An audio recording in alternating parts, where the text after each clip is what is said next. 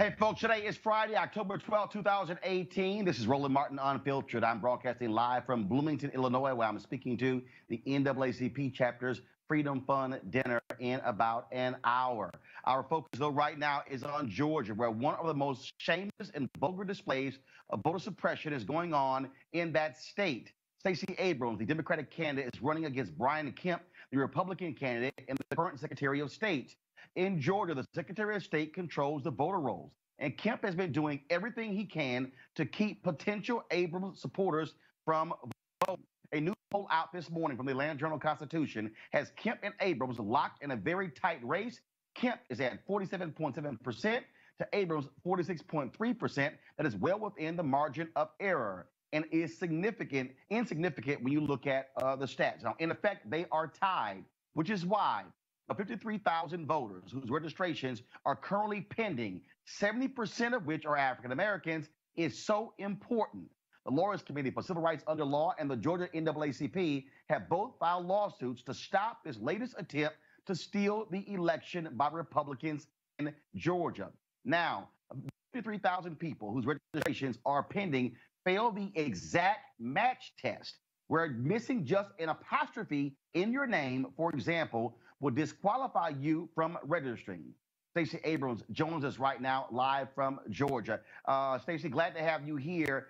You serve in the state legislature, and what I'm trying to understand is why folks have not asked Brian Kemp to recuse himself, but so to have the person who is Secretary of State making these decisions when he is the gubernatorial candidate, that to me sounds unfair.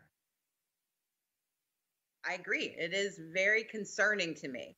And in fact, our Constitution in Georgia does permit the Secretary of State to continue in that job until the end of his term.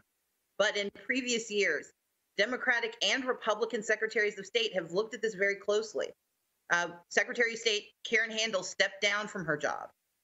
Secretary of State Kathy Cox considered it, but she didn't win the primary. Max Cleland stepped down. And so we know that prior Secretaries of State of both parties raised grave concerns about overseeing your own election to the highest job. Unfortunately, Brian Kemp does not care.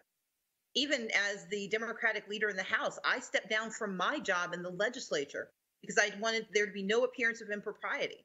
And I'm deeply dismayed that he would put his own ambitions ahead of the integrity of our election process. But here's the thing. It's up to him to decide. There is no legislative imprimatur that can make him leave. It's up to his conscience and his goodwill. And I think we see from his behavior that he does not believe it's necessary to step down. Well, what is stunning to me is when you begin to look at what's going on here, to say that, well, if you don't put your middle initial or you don't have an apostrophe or a period, they're going to kick those registrations out. That to me is just utterly shameful. So the exact match system has been in place for years. And if you recall, because you were such a big proponent of ours during this process, when the New Georgia Project filed thousands of registrations in 2014, we raised the alarm that 40,000 were not being processed. 18,000 were processed after the election, but that still left entirely too many unaccounted for. And we started talking to other organizations. We realized that because of how many registrations we'd submitted, that there was something very fishy going on. It took us 3 years in